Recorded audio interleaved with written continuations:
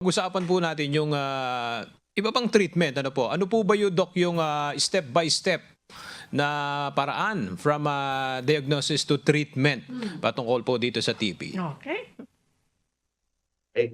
Katulad po kanina na napag-usapan natin, meron tayong 4 cardinal symptoms. So, sabi natin, di ba, ubo, lagnat or sinat, weight loss, night sweat or yung pagpapawis na excessive tuwing gabi.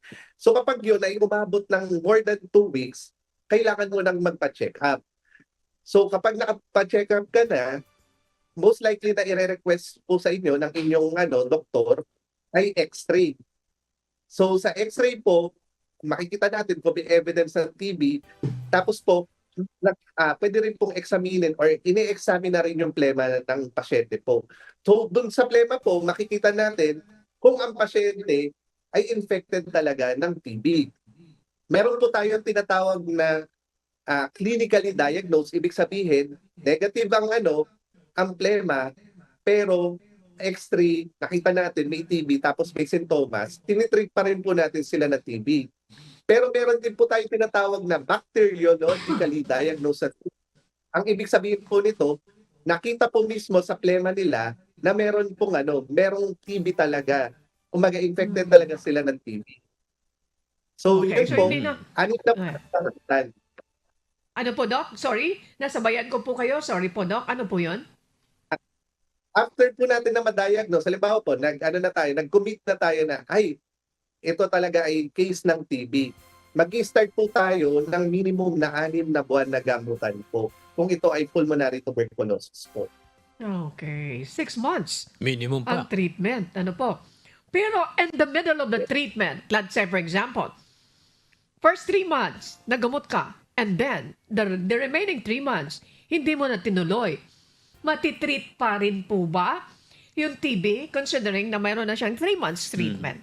Doc Rocamora? Okay po. Actually po, kapag ikaw ay nag-take ng gamot ng TB for more than 2 months po, halimbawa, 2 months po, huminto ka, meron pong i-examine mo na yung plema mo kung magpa-positive ka pa rin.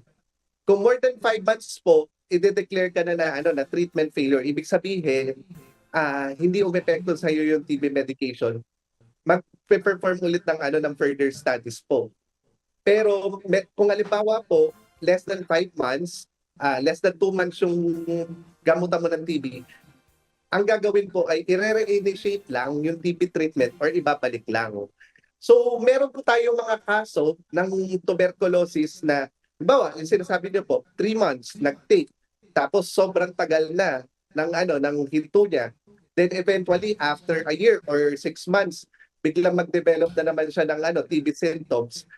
Ang gagawin po ron, examinin natin ulit yung plema, titignan natin kung meron po siyang resistance or kung tatalab pa po sa kanya yung first line na medications na ibibigay natin. Kung wala naman pong resistance o yung resistance o tatalab naman siya, ibibigay lang po natin siya for 6 months po uli. Kumbaga, uumpisahan natin siya uli. I see. Back to zero ka pala nun. Kaya mahalaga talaga masunod yung process yung period of treatment. That's correct. Sige po. Okay, Doc, during 6 months during 6 months of medication, kailangan ba na hindi ka makihalubilo para hindi ka makahawa, o paano po ba kung nagtatrabaho, halimbawa yung ginagamot? Ganda ng tanong mo po. Opo. Actually po, madalas yan nare-receive namin na referral sa clinic namin na to. Pwede na po ba akong ma-fit to work? So, katulad po ng sinabi ko, meron tayong 2 klase ng TB. Isang clinically diagnosed, ibig sabihin wala namang sintomas may kumbaga gene expert or yung plema negative naman, and bacteriological diagnosed, meaning yung plema niya nakitaan na may TB. So sa mga clinically diagnosed po o yung negative yung plema, 7 days po or 1 week, pwede na silang bumalik sa trabaho. Hindi na sila nakakahawa. Pero sa mga bacteriologically diagnosed o mga pasyenteng na-detect sa plema nila na merong TB po talaga na basilay, ang gagawin po ay dapat 2 weeks na uninterrupted na treatment, meaning walang patlang na paggamot na gamutan sa TB. Ipapatest po natin yung plema nila. When it turns out na negative na po yung sa plema po, pwede na silang bumalik po sa trabaho nila. Usually po, ang TB, around 2 weeks ng uninterrupted treatment, hindi na po siya nakakahawa. Okay, ulitin natin yan. Sagot sa tanong, ang TB hindi nakakaawa kung 2 weeks uninterrupted ang treatment mo. Sa madaling salita, 2 linggo, tuloy-tuloy ang gamutan mo. Ayan. Oh, mga kababayan natin na nakikinig at nanonood. Ayun po. Now, dito po, Doc, sa pinag-uusapan natin na TB, sakit na TB, mayroon po bang mga programa, mayroon po bang mga teknolohiya o interventions para mapabilis ang detection at mapabuti rin ang gamutan po ng TB? Actually po, nasabi nga natin na ang isa sa pinakamalaki natin na or pinaka-common na health problem natin sa Pilipinas ay laganap na TB. So ang ating pamahalaan po, specifically ang Department of Health, napakadami po nilang programa para mapabilis po yung screening natin. Kumbaga po, meron tayong mga tinatawag na screening na mismo sila yung actively na naghahanap, active case finding sa komunidad po.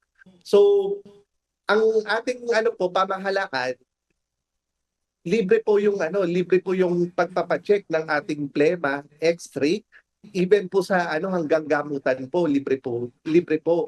Kaya po ang kailangan na lang po talaga ng ating mga kababayan ay yung information dissemination na lang din po talaga. Kasi nakakapag-hinder din po talaga sa atin na ma-utilize natin tong mga programa ng gobyerno na to ay yung stigma pa rin po natin sa TB. Na kapag halimbawa nagpa-check up ka, pandidirihan ka na, i-discriminate ka na, kaya hindi po natin na-utilize ng maayos yung programa ng gobyerno. Pero ang ating gobyerno po ay napaka-active po or napakasigasig po talaga nila sa paghinto ng paglaganap ng TB po. Okay. Singit ko lang ito. Speaking of the program, ayan, yung programa ng gobyerno ay dapat talaga makuha ng ating mga kababayan. Ito mayroon pong message sa akin. Speaking of the program, dapat mag-benefit dito. Nangangalakal lang daw siya. Wala siyang tinitirhan. Pero, hindi niya alam, marami nagsasabi sa kanya na kailangan magpa-check up siya. Wala siyang mga identification. Paano siya matutulungan kung halimbawa pupunta siya, like for example, Tondo Hospital. Anong gagawin niya, Doc? Pagka may tao na gustong magpa-check up, katulad nito, nangangalaka lang, without any ID, ito po ba sa mga government hospital, i-honor ba nila ito? Iti-check up nila ito, Doc? Opo, i-check up naman Okay. po ng Very good. lalo na gobyernong hospital po, lahat po tinatanggap namin. Pumunta lang po sila sa OPD namin and once po na na-detect nga namin yung sintomas pa lang, mukha na pong TB, kami na po mismo yung magre-refer po sa kanila sa tinatawag po natin na TB DOTS facility po natin. So sa TB DOTS facility po, sila na yung mag-carry out po ng x-ray natin, pag-check po ng plema, hanggang treatment po. Hindi lang po hanggang initiation ng treatment. Pati po monitoring ng treatment natin. Talagang ine-ensure po natin na mula sa initiation hanggang sa pag-inom ng gamot nila, talagang matututukan natin na talagang iniinom nila ang gamot para hindi po gagrabe or makakahawa pa ang TB. Ayan, magandang balita yan. Ano po, doon sa mga ngalakal, pwede. Kahit na wala kayong identification card, kasi hinahanap naman po yan. Pero sa kanila, pwede daw po yan. Sige po. Maraming salamat, Doc, sa pagsagot mo dyan sa tanong na yan. Okay. Mayroon ka pang gustong Opo, ihabol. kanina kasi napag-uusapan po natin yung stigma, ano, na alam natin hindi maganda ang naidudulot po ng mga stigma na kumakalat sa atin, particular dito sa TV. Ano po kaya, Doc, yung sa pananaw nyo, yung pwedeng gawin para mabago yung mindset ng publiko tungkol po dito sa TV?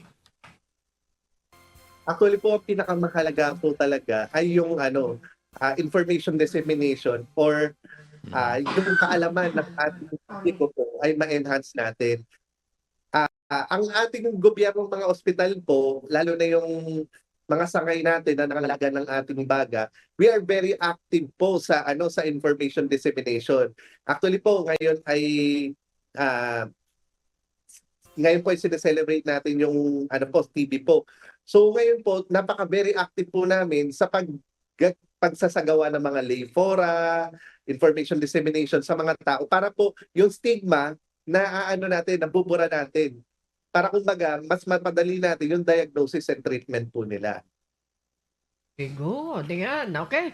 At this point, Doc, kami po ay nagpapasalamat. Pero bago natin tuluyang pakawalan si Doc Rocamora, ano po yung mensahe nyo para sa mga kababayan natin, lalo na sa mga natatakot pa rin magpa-check up po? Okay. Ang TB po ay nagagamot. Meron po tayong mga programa na pinibigay or readily available sa ating gobyerno. Ito po ay libre at pwede po natin siyang ma-access sa mga health centers din po natin. So it is easily accessible for us. Ang ubo po na tumatagal na more than 2 weeks, dapat po wag natin itong isawalang bahala. Tayo po ay magpa-check up po. Ito po ay para sa early diagnosis natin, hindi lang po para mapabuti, kumbaga hindi lang para magamot agad, pero ito rin po ay proteksyon sa ibang kapamilya natin. Kasi kapag meron tayong sintomas ng TB or meron tayong TB na hindi nagagamot, pwede tayo makahawa sa ating pamilya. So, yun lang po.